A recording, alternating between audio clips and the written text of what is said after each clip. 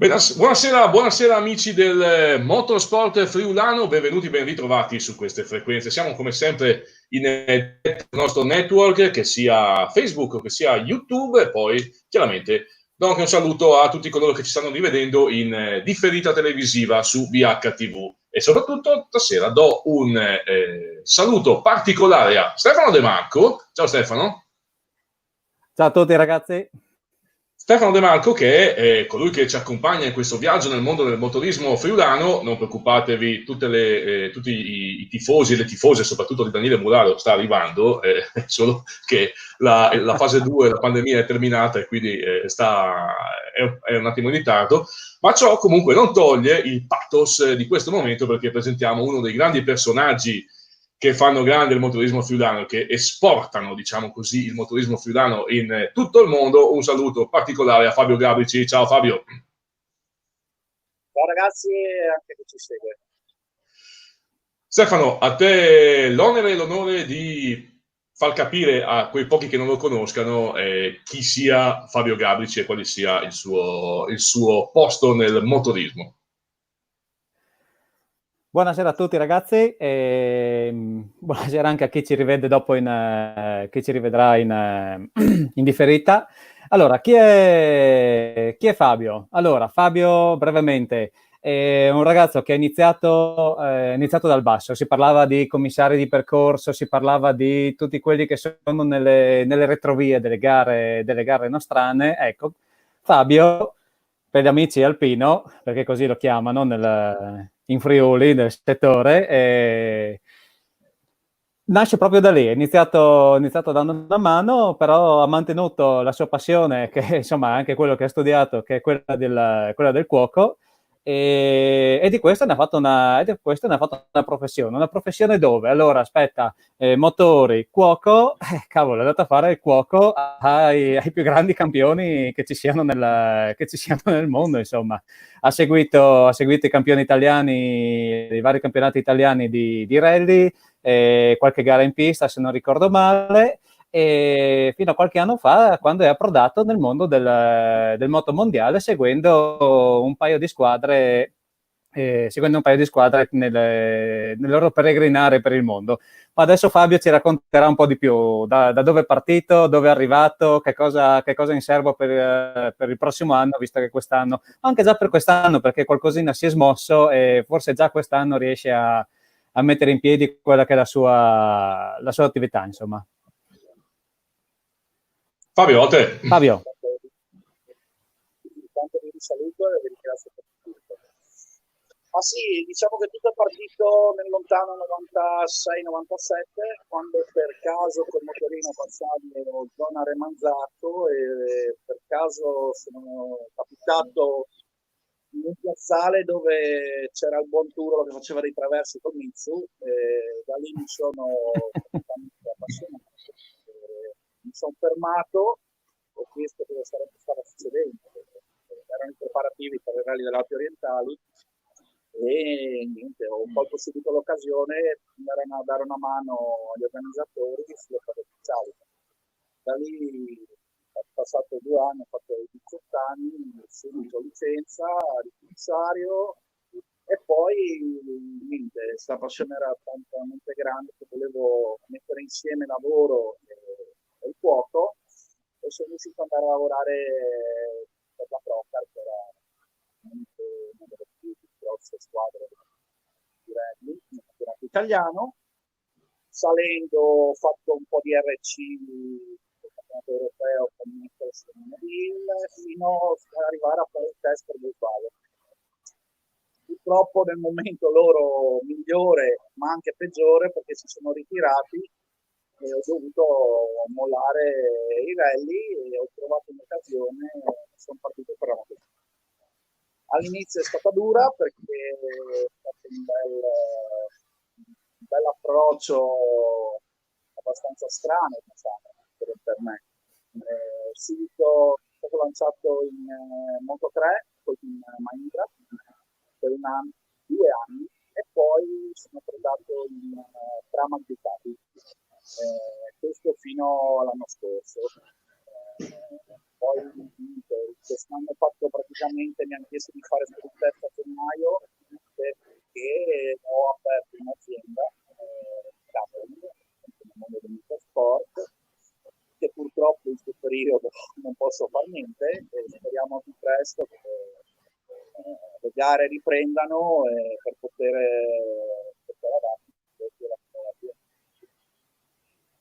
avanti. Fabio, io prima di proseguire, la domanda però, giusto per scindere un po' le cose, ma preferisci le 4 ruote o le 2 ruote? Allora, la mia passione è il rally. Quindi 4 ruote, ok. 4 ruote. Poi niente, ho venuto le 2 ruote per questioni lavorative, per provare una nuova esperienza, però le 4 ruote, che per me le 4 ruote su rally, una pista, fuori nel sangue. Chiaro. Stefano. Infatti, allora, intanto volevo chiedere a Fabio di alzarsi, così io mi permetto, così fa un po' di pubblicità alla sua nuova azienda, un pochino, solo un po', visto che ha iniziato. Allora, dovete sapere che, eccola lì, la Cooking Around. Dovete sapere che lui si è buttato quest'anno con l'acquisto di un motorhome, di una mega hospitality comprata di seconda mano da una squadra ufficiale, tutto, ha speso una barca di soldi per aprire la sua attività a fine gennaio e dopo un mese, come sappiamo tutti, chiuso i battenti, insomma, ha dovuto... Come? 4 giorni dopo aver fatto l'azienda, è stato il 3 di febbraio, è arrivato il primo controllo del chiudevano e sono rimasto dentro qua. Ecco, quindi sì. Fabio, quale sarebbe stato il primo GP, il primo MotoGP a cui avresti partecipato? Io ho fatto un Misano. No, ma quest'anno, quale sarebbe stato il primo? No, quest'anno non avrei fatto MotoGP. Avrei fatto con la nuova azienda, avrei fatto il trofeo Motestate e il trofeo Alpe Adria, che diciamo avevo l'esclusiva del ristorante dentro il paddock. Sono delle gare amatoriali, però in Italia il trofeo Alpe Adria era 4 gare anche all'estero. Sì, comunque qui in Europa. Sì, ok. Qui in Europa. No, perché immagino sarebbe stato peggio se tu ti fossi trovato a fare un GP in Cina, per esempio, poi ti fermavi là per motivi di lockdown. Diciamo che quest'anno ho rischiato, perché a febbraio sono andato a fare il test in Malesia. I primi test quest'anno eravamo così proprio con Pramac, e era a febbraio e io praticamente sono partito che era appena, diciamo, si sentiva la voce di questo virus. E quando sono ritornato indietro ho avuto un po' di problemi a Venezia perché era proprio un momento, diciamo, tutto. Ottimo, dai, almeno dai. Quest'anno insomma metà anno ormai è andato, però tu, se non sbaglio, quest'anno dovresti seguire anche il campionato italiano rally. Parlavamo di questo, no? un po' di giorni fa, quando ci siamo sentiti per organizzare questa serata. E diciamo che qualcosa si è mosso. In teoria il Rally Roma Capitale, insomma, lo danno per certo, quindi almeno lì, insomma, almeno qualcosina si muove, dai, dovresti ripartire. Fabio. Diciamo di sì, guarda, diciamo che con i rally dovremo ripartire in teoria a Roma, quindi a fine luglio. Adesso bisogna capire gli ultimi protocolli, cosa purtroppo lo Stato ci dice, però potremmo anche già fare i test, e quello è anche sempre stato una nostra bella cosa, perché abbiamo fatto già dei test con Skoda Motorsport, con Volkswagen, con l'R5 e anche con il super speciale, sia per RC che per RC, e quindi anche lì qualcosa si muove. Penso che forse anche a fine mese, in giugno, abbiamo già qualcosina in server. Bene, bene, dai, almeno qualcosa, almeno muoviamo questo nuovo motorhome che hai comprato. E allora, però parliamo, allora io ho chiamato Fabio perché lui nei suoi anni MotoGP, allora abbiamo capito che a lui piacciono di più le quattro ruote. E un po' di quello che, ecco, verso la ripartenza, Rally Roma Capitale accende i motori. E certo, finalmente insomma, diamo un segno di ripresa un po' a tutti, anche perché insomma è giusto che ci muova qualcosa. Ecco, 24-26 luglio, anche un bel po' in là, quindi avremo tutto il tempo per definire le ultime attenzioni, giustamente anche. E dicevamo, nel mondo dei motori, nel mondo dei rally regionali, a livello nazionale, immagino tu ti sia comportato più o meno allo stesso modo, ma a livello regionale ne ha combinate di cotte e di crude. Insomma, lui era sempre il mattatore, era sempre quello che teneva su la baracca. Senza di lui, insomma, con lui la battuta era sempre pronta. Hai portato questo spirito friulano anche nella MotoGP quando sei andato in giro per il mondo, immagino. Chi ti ha secondato tra i piloti, tra le squadre nella tua... Eccolo qua, vicino a Valentino Rossi. Chi ti ha secondato nella tua follia, chiamiamola così? Ma guarda, di piloti simpatici ce n'è tanti. Però quello cui ho legato di più, ho fatto più amicizia, ma perché l'ho visto crescere dalla Rookies Cup fino a diventare 2 volte campione mondiale del Moto2 e poi con l'approdo anche in MotoGP, è un grande amico, lo sento tuttora, è Johan Zarco.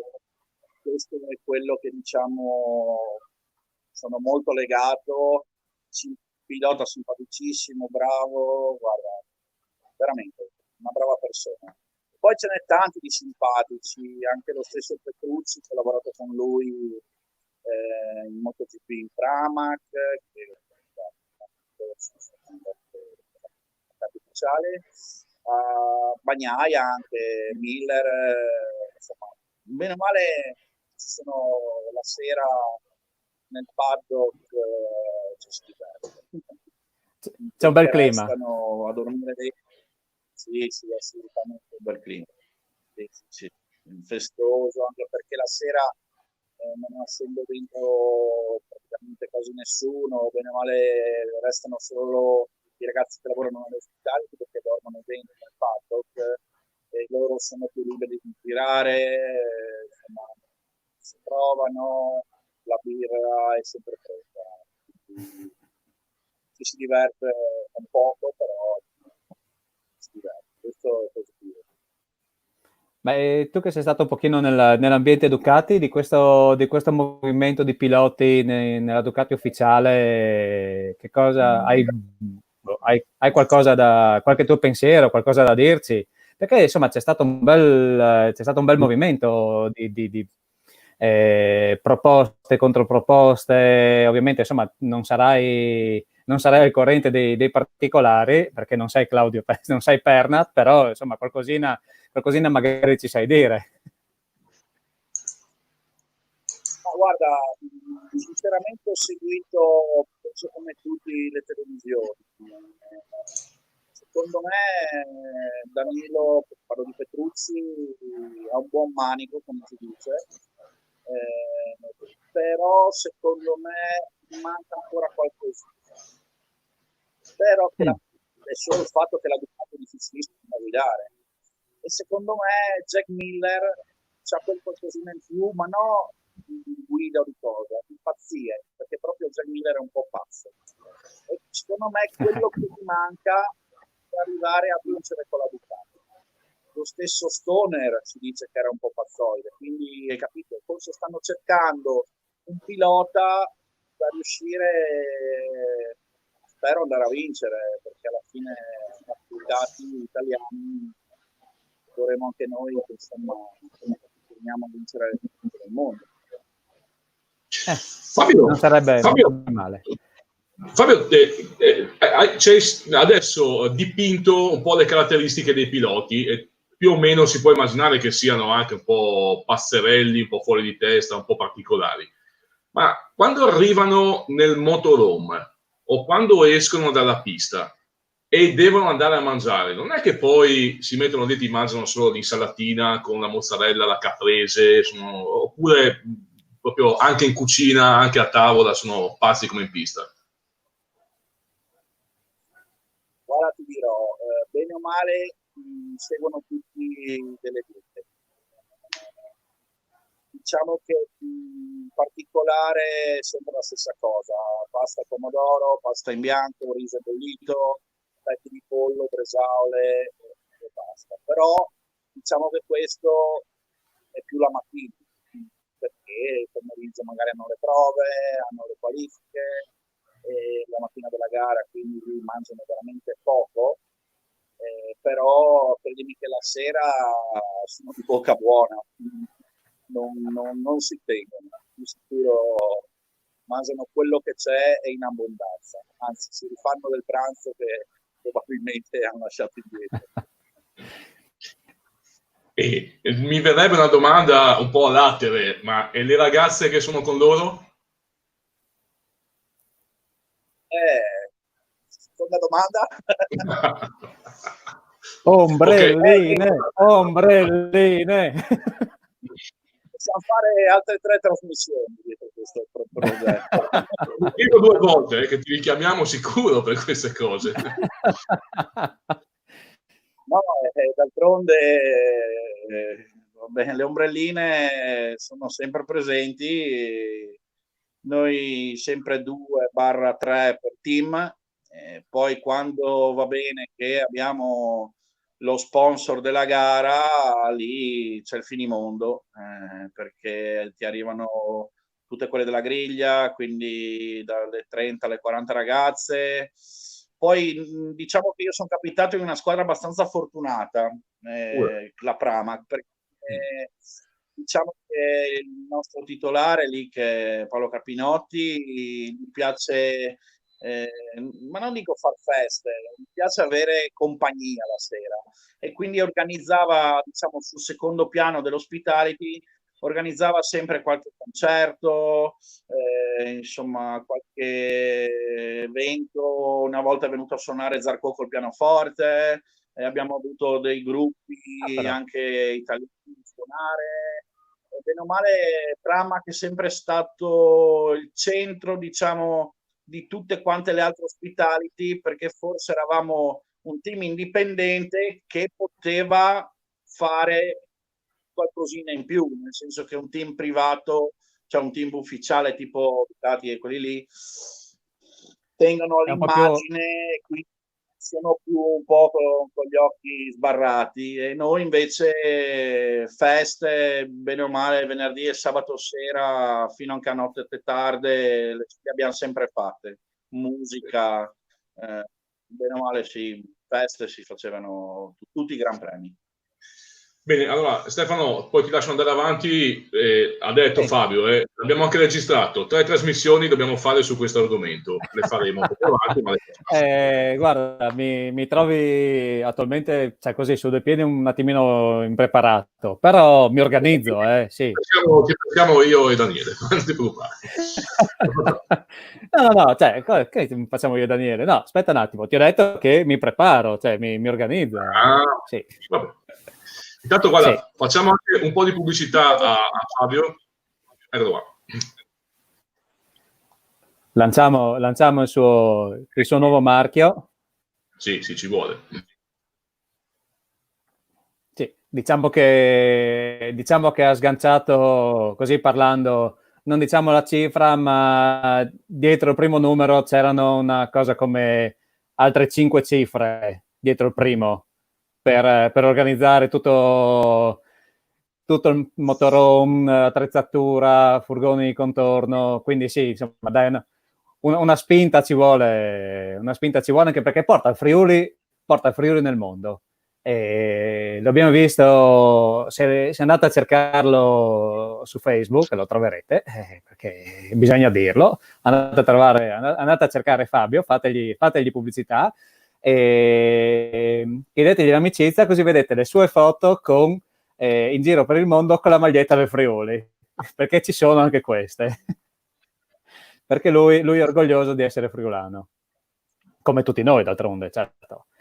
Ma volevo chiederti, Fabio, ma qualcuno dei piloti, qualcuno dei vari piloti di moto, di macchine, è mai venuto in cucina da te a cercare di rubarti qualche segreto, scansarti magari per cucinare lui? C'è qualcuno che ha la passione per la cucina?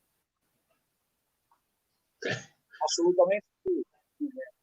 C'è stata fatta anche una trasmissione su Sky dove il buon Scott Redding è venuto a insultarmi in cucina e mi ha mandato i modi e si è messo direttamente lui alle pentole per poi lasciar perdere perché ha fatto solo che disastro. Però perché è un ragazzo buono, però col mangiare non c'è niente a che fare. Ti dico solo che penso sia forse l'unico che mangia di quelle schifezze che tipo il risotto in bianco col tonno e l'aceto balsamico. Questo era un piatto che lo mangiava prima di iniziare la gara. Però vabbè. Poi ce ne sono tanti, guarda, ti dico anche Karl Kratzlov, penso abbia la fornitura ufficiale annuale di Nutella, perché mangia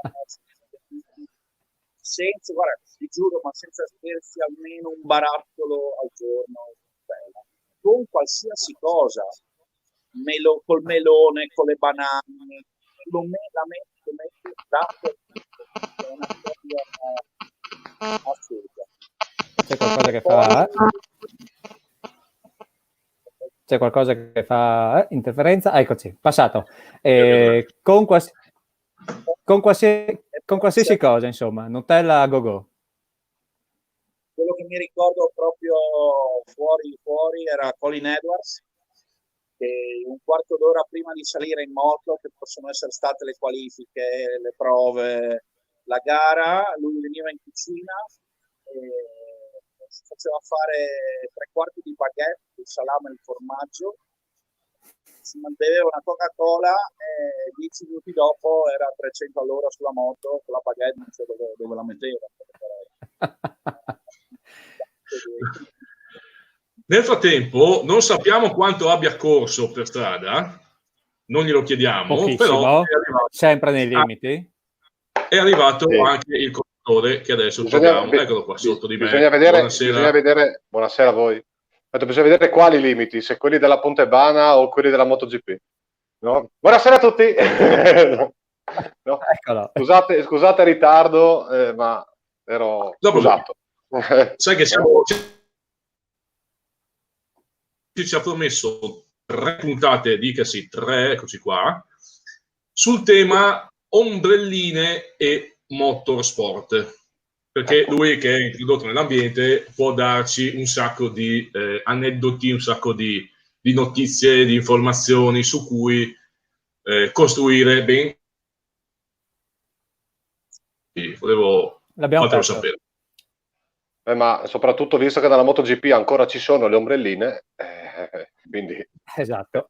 Formula 1 le ha dimenticate che esistono. Ecco. No? Beh, complimenti per la foto, comunque. No? Madonna. No? Non per fare tanto. Beh, io... Delle foto. No? Io mi sa che mi sento male, ho un po' di problemi di connessione, ma insomma dai. No? Ma non ti preoccupare, Daniele, anche perché comunque stavamo parlando con Fabio anche un po' della sua esperienza in giro per gli eventi di motorismo. Qui Fabio, volevo farti i complimenti soprattutto per i pantaloni che hai in questa, in questa foto. No, no, il profilo Facebook di Fabio è una miniera veramente di immagini di grande interesse. Ma quindi diciamo anche gli amici che ci stanno guardando che vadano su Facebook, gli chiedano amicizia, così vedono le foto che vediamo anche noi, no? Esatto, sì. Sarà la prima cosa che faccio io appena finiamo la diretta. Stefano, a te. Dimmi. Vado io? Beh, certo. Intanto salutiamo Daniele. Daniele, devo ricominciare con il solito momento. No, vai tranquillo. Hai fatto il bravo per strada? Sì, hai fatto bravissimo. Finché non mi arriva una lettera verde a casa, ho fatto tutto bene. No, dicevo che Fabio, a parte le sue conoscenze delle ombrelline che dopo condividerà con noi, in queste 3 puntate ribadiamo sempre questo 3 che è un numero, il numero perfetto, e poi l'ha detto lui, quindi sì, non è che possiamo... Chi siamo noi per dire di no? Assolutamente. Fabio è andato in giro per il mondo, ha portato il Friuli in giro per il mondo e cavolo, ha conosciuto, ci sta parlando di persone come piloti come Colin Edwards, Zarco, ci parla di Petrucci, lui parla come se fossero gli amici, i vicini di casa, l'amico del paese. Per noi sono lì in televisione, sembrano irraggiungibili, e lui invece dice no, ma tranquilli, sono tranquillissimi, ridiamo, scherziamo, ci beviamo qualche birra la sera. Sì, capisci che vita fa Fabio durante l'anno? Quest'anno un po' meno, però insomma in genere fa questa vita lui. Beh, insomma, Daniele. Giri anche per il mondo con un bel circus, che tra l'altro io non so se ti hanno già fatto questa domanda, io vado, metto le vesti del conduttore per un nanosecondo, faccio finta di fare conduttore, ma MotoGP si sa, ci sono date, c'è qualche proposta di ripartenza, tu che sei nell'ambiente ne sai più di noi?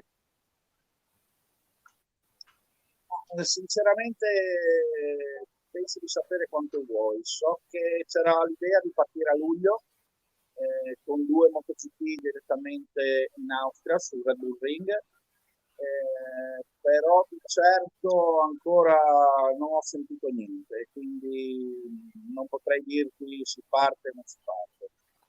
Speriamo, perché vuol dire che riparte il motorsport, ripartirà magari anche il calcio e di conseguenza potranno ripartire tutti quegli eventi che bene o male al momento mi mancano a me per il mio lavoro. Mancano a te come lavoro e mancano a tutti gli appassionati che non possono in questo periodo vedere i loro beniamini, che come ha detto Stefano tu conosci, li chiami per nome e noi li guardiamo in televisione, quindi speriamo di rivederli prima possibile in televisione e tu che li vedi prima possibile dal vivo. Fabio, quanti giorni prima arrivi di solito nei luoghi degli eventi motoristici per strutturare il motorhome o comunque insomma per iniziare a lavorare e a fare la tua attività? Guarda, ti dico che funziona praticamente così. Noi nelle gare europee viaggiamo con dei camion, che ho anche la patente CE, quindi posso portare il mio motorhome. Arriviamo la domenica prima, per poi restare lì a dormire nel nostro camion la notte. Il lunedì mattina si inizia ad entrare man mano, siamo chiamati dall'IRTA, che diciamo che è l'organizzatrice del paddock, veniamo chiamati dentro un team alla volta e man mano ci parcheggiano al millimetro, ma proprio al millimetro, e lì iniziamo il montaggio delle strutture. Diciamo che dal lunedì, primo pomeriggio, si inizia il montaggio, finisci diciamo mercoledì a pranzo. perché sono strutture con 4 o 5 camion montate su 2 piani e quindi c'è parecchio lavoro dietro. Col mercoledì a pranzo si iniziano a fare le prime, diciamo, pasta asciuttate per poi proseguire tutta la settimana, dalla colazione al pranzo alla cena, fino alla domenica, che praticamente fatto il pranzo e pre-gara si guarda il Gran Premio o chi va ai box, chi è, come finisce il Gran Premio si inizia a smontare. Lo smontaggio è molto più veloce, finisci che di solito sono l'1 alle 2 di notte, si chiude tutto, si va a dormire e il giorno dopo con calma ci si sposta in un'altra destinazione o si torna, diciamo, nei magazzini. Mentre le gare extraeuropee sono più soft, perché di solito arrivi sempre via aerea il lunedì o il martedì, qui praticamente arrivi nel paddock e trovi già tutto. Qui praticamente da casa noleggi qualsiasi tipo di cosa. Noi abbiamo delle fly case, sono delle casse che da Dorna ci si trasporta via aerea, dove noi dentro abbiamo tutto il nostro materiale per fare la cucina. Dentro insomma, materiale che ci servono in cucina, nocivo, assolutamente nocivo perché non si può trasportare. Lì si monta la nostra piccola cucina, è sempre sotto delle tende o dei container, in queste cose qua, e poi si va a fare la spesa sul posto. Però nelle gare extraeuropee noi facciamo solo i pranzi. Perché poi la sera in circuito non resta nessuno a dormire. Sono tutti negli alberghi. Quindi la sera si esce e si fa praticamente la Ospito. Quindi comunque in Europa mai meno di 8 giorni e extra Europa il tempo che serve per organizzarsi. Intanto abbiamo anche la notizia che chiedeva Daniele prima. Pare che quest'anno almeno una decina di Gran Premi di MotoGP si facciano, 7 in Spagna, 2 in Austria e 2 in Italia, penso sia uno Mugello e uno Misano forse, credo. Probabilmente sì. Quindi solo Europa praticamente. Sì. Cosa che potrebbe andare molto bene a Fabio, glielo auguriamo ovviamente. Esatto. Questa è notizia di oggi, per cui questo è quello che si dice oggi. No, perché poi ridendo, penso all'Austria, al circuito, che allora la Formula 1 farà 2 Gran Premi in Austria, la MotoGP e comunque il Circus Moto 2 Gran Premi in Austria, praticamente 4 Gran Premi in assoluto relax. Non credo che la presenza di una nota azienda vicino a Salisburgo no. non ha influito, no. Non lo so. No. Ma il nostro Fabio ogni tanto ha fatto hai portato in giro per il mondo un po' di prodotti friulani nascosti nelle casse, qualcosina per fare un po' di formaggio, per fare un frico, un salam talasette, una cosa del genere. Un salam talasette? Ma insomma, io ho chiesto, insomma, magari ha buttato dentro da qualche parte. Devo dire la verità, quando ero in Mahindra Moto 3 avevo praticamente il capo che è malesiano, quindi asiatico, che praticamente andava pazzo per il nostro frutto. L'ho fatto provare una volta, ma l'ho fatto con un formaggio non montato, con un formaggio che ho trovato così, ho provato a farlo. E praticamente è impazzito del frutto. E dalla volta dopo, parlo solo di gare europee, e per fortuna che ne mancavano poche, dietro il quartino di montaggio nella valigia per farvi vedere come voleva il fritto praticamente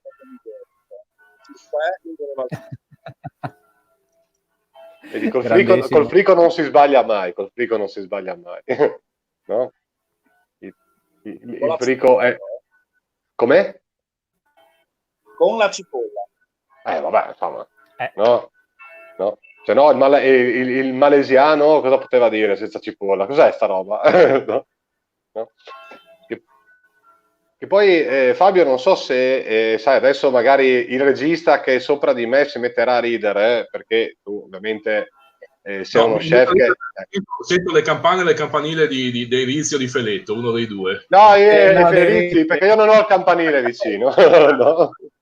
Rizzi, scusate, poi... ho aperto la finestra per respirare un pochino. No. E volevo dirti, Fabio, no, che noi la televisione FVG Sport Channel BHTV ha la sede all'interno di un pub a Capoformido e c'è una trasmissione che va in onda da un annetto più o meno, anche più sì, no, Checco, no? Che è In Cucina con Franchina, che sarebbe il cuoco del pub, 2 anni, 2 stagioni, nella quale lui invita personaggi sportivi di friulani del basket, della pallavolo e di sport che non sia il calcio Serie A, per capirsi, nella quale fanno una ricetta e fanno questa trasmissione all'interno della cucina del pub con l'ospite che fa la sua ricetta con Franchina, lo chef del pub, che lo intervista mentre fa da mangiare. Quindi io In Cucina con Franchina, che con il nostro ospite Fabio sarebbe una brutta idea, no? Cosa dici? Sì, cioè che non sono un grande fan di In Cucina con Franchina, io farei la trasmissione con Fabio, non con Franchina. Ma... No, infatti era per lanciarlo, no?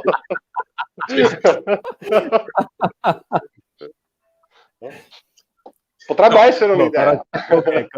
Un'idea, magari sì. Fabio, ma ti è mai capitato invece una volta nei circuiti o anche nei percorsi del rally proprio di andare con i tuoi mezzi, non dico col motorhome o con la tua macchina, ma con proprio sul circuito a correre? Ti è mai capitato? Ti dirò, noi le sere, bene o male in tutti i circuiti, quando diciamo siamo abbastanza liberi, quindi verso le 10, 10 e mezza la sera, il diretto con lo scooter sul circuito di notte lo facciamo sempre.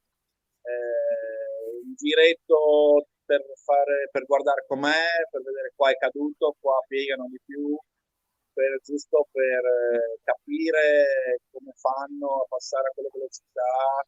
Sono curve che non vedi con lo scooter, non so come fanno a farle con le moto, salite o discese che in televisione non si vedono.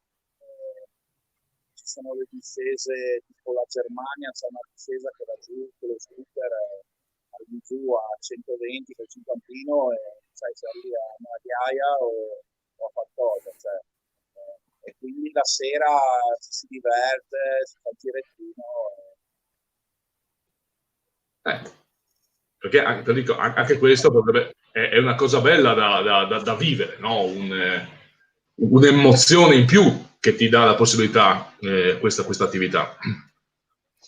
Andate a cercare nelle foto di Fabio, dove ha cercato di rubare In Cucina con Franchina. E questo è In Cucina con Franchina. Sul suo profilo Facebook troverete una foto dove ha cercato di rubare un San Pietrino della partenza di Indianapolis. San Pietrino che sarà lì da 100 e rotti anni, lui ha tentato di rubarlo, l'hanno immortalato in questa cosa.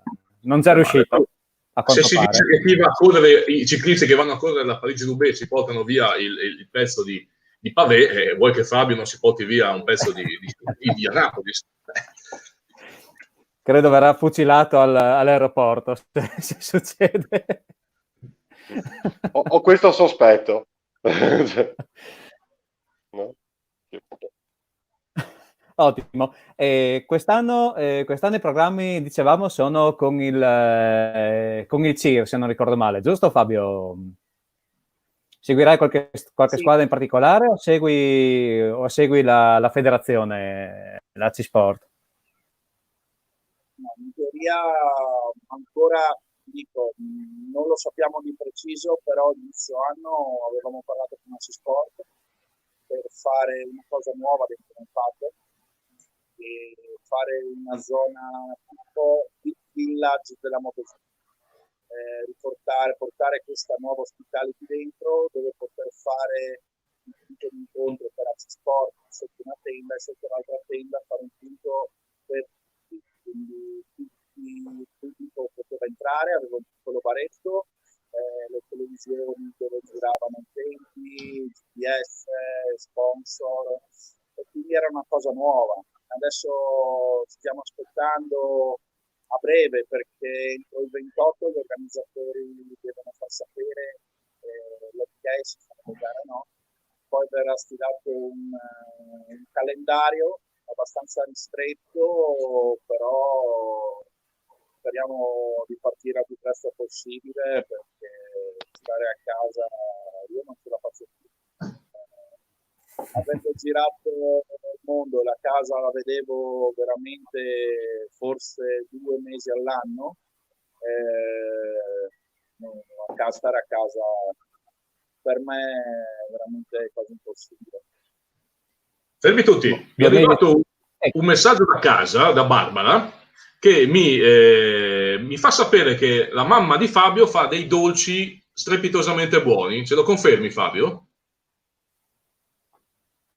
Sì, purtroppo sì, infatti sono un po' geloso di questo, perché la mamma fa dei dolci che io non arrivo a fare, ma con un attrezzo, che è un dinner, lei fa tutto lì dentro e per me è una cosa impossibile copiarla. Non arrivo, non so perché, però secondo me Daniele dovrebbe aver mangiato qualche dolce di mia mamma, perché lui non si ricorda, ma io e lui abbiamo fatto tante trasferte a io può essere. prima Altre 3 puntate di aneddoti. Ecco. Ho fatto qualche trasferta con lui per poi passare, perché nella mia carriera ho fatto anche 2 anni con l'Udinese Calcio a fare lo chef per loro. L'anno proprio della vera Champions League 2005. Dopo, sì, io ero lo chef per l'Udinese e andavo tutte le trasferte con loro, ma era stata quasi un sogno, perché passavo dalla curva a lavorare con loro.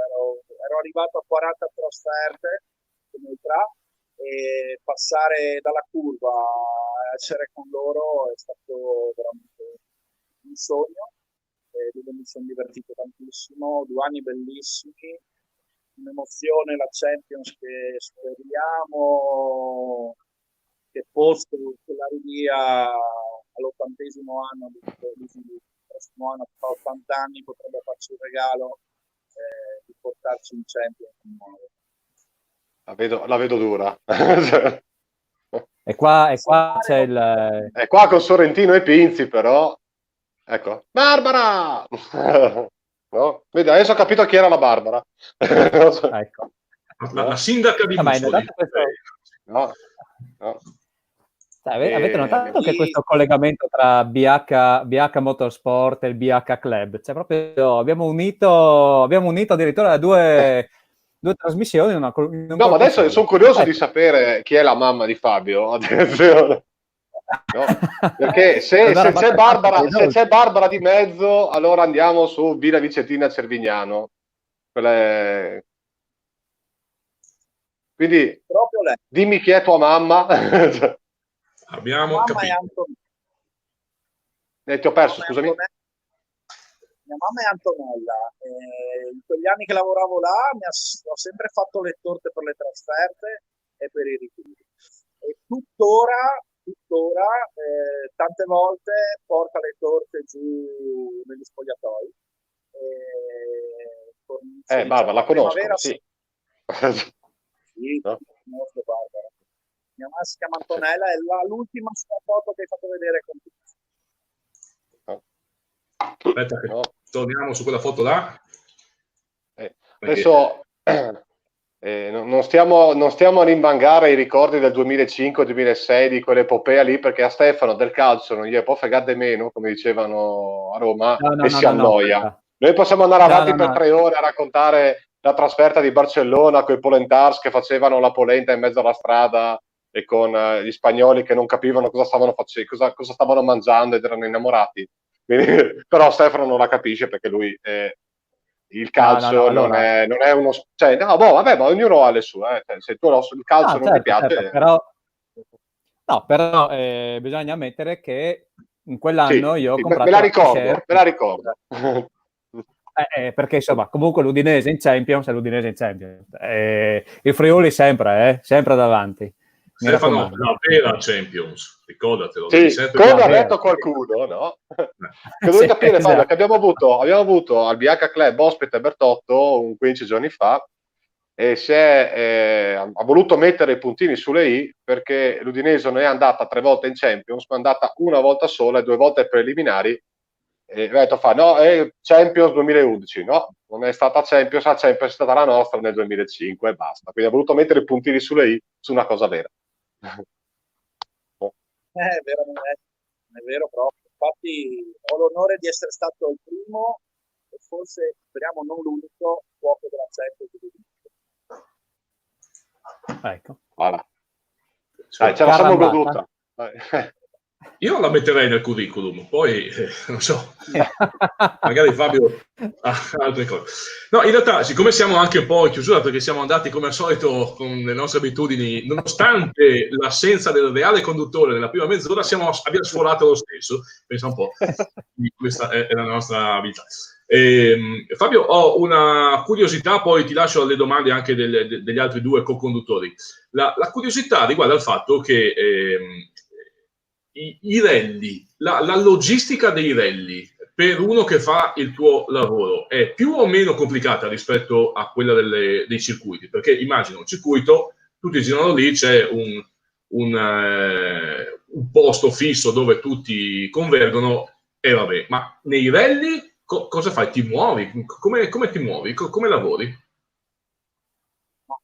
Diciamo che nella MotoGP noi presentiamo a inizio anno una metratura che viene rispettata per tutto l'anno e per tutti uguale, perché ogni hospitality deve avere a un massimo, adesso non mi ricordo la metratura precisa, però è a un massimo di metri quadrati.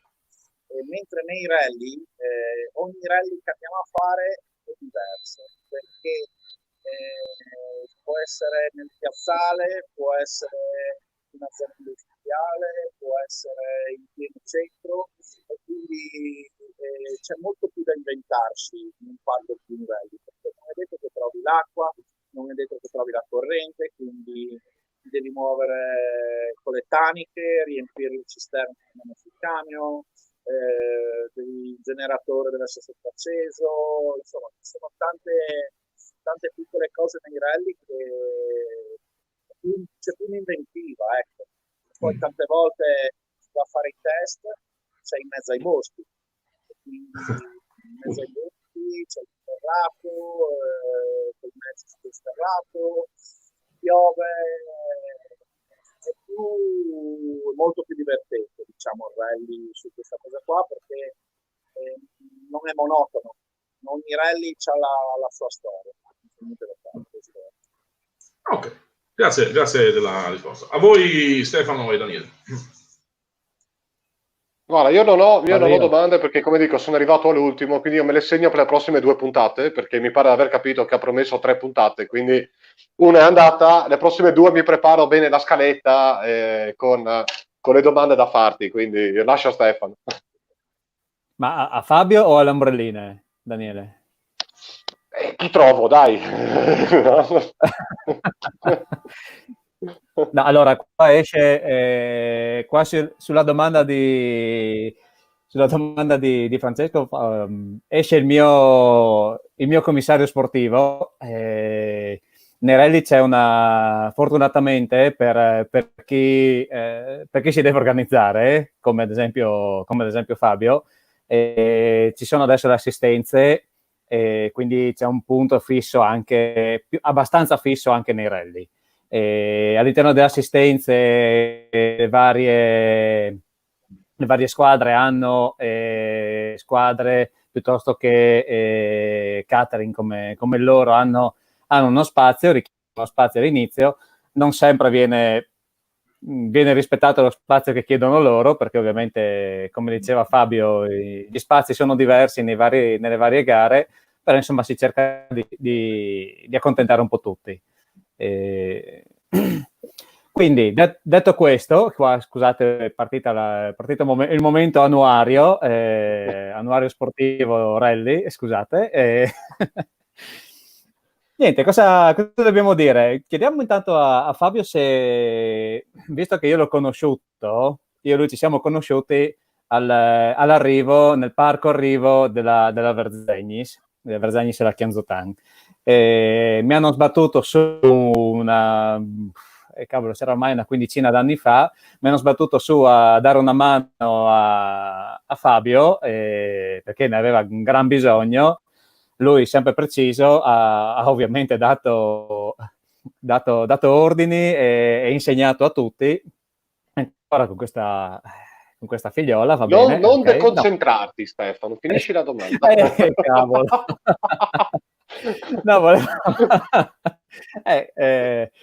No, volevo chiedergli se è rimasto in contatto anche con alcuni piloti del movimento delle salite, perché insomma anche lì ci sono dei gran bei personaggi, più o meno strani, anzi molto strani. Ma assolutamente sì, guarda, proprio l'altro giorno ho sentito Simone Fattori,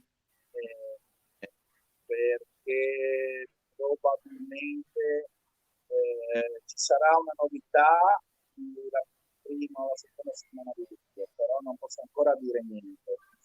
Però dai, saltato l'Alpi Orientali o ancora in forse, è saltata la Verzegnis, forse ci inventiamo qualcosa la seconda settimana di luglio. Però non voglio anticipare ancora niente. Però dai, tra Simone Fagioli ho sentito Fulvio Giuliani anche. A inizio anno ho avuto un progetto con Plan Hospitality con Leo Isolani, quello che proprio guidava le Ferrari una volta, sempre in salita, voleva dello Hospitality così per governare Carastini in Spagna, però non è andata in porto. Però sempre qualcosa. L'anno scorso comunque ero a Verzegnis, ero in partenza, ero fermato a macchina per la partenza, per un po' di sgommate, per caricare un po' le pile, perché stando sempre in MotoGP ogni tanto qualche scappata a Mirelli la faccio per ricaricare le pile, mi diverto un po' così. Cioè, tra un aereo e l'altro, questo ragazzo qua, quando arriva a casa, invece di dire agli amici che lo chiamano, vieni a darci una mano, riesci, ce la fai, dice, no, guarda, sono stanco, non ce la faccio, sono appena tornato da 17 ore di volo, dice, no, guarda, dovrei atterrare a quest'ora, dai, domani ce la faccio, cioè dice sempre di sì a tutti. Lui è sempre, arriva dall'altro capo del mondo, prende la macchina e va nelle gare locali a dare una mano.